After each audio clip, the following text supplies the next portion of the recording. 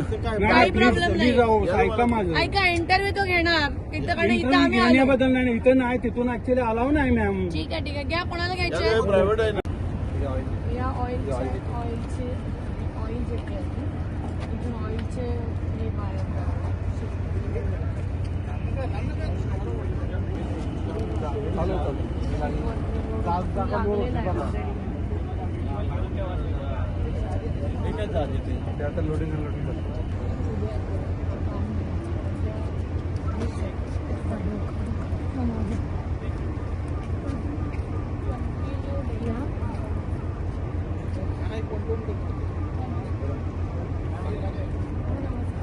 ज्या पद्धतीनं Iran, Israel आणि अमेरिकेचं युद्ध सुरू झाल्यानंतर केंद्र सरकारने जे काही शेतकऱ्यांचं नुकसान असतील, इथले लोकल व्यापाऱ्यांचं नुकसान असतील, या सगळ्या गोष्टीची दखल घेण्याची गरज होती.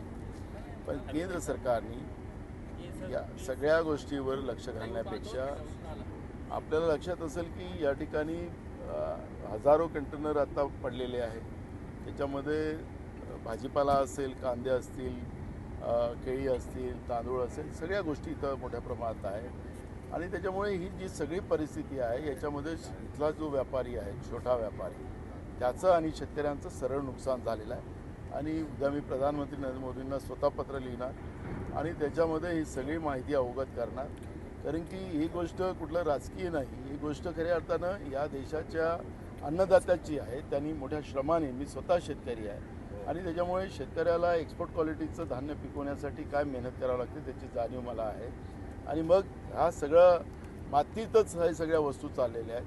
त्यामुळे या सगळ्या गोष्टीची भरपाई राज्य सरकार आणि केंद्र सरकारने करावी, ही भूमिका आम्ही उद्या विधानसभेतही मांडणार. Okay, thank you.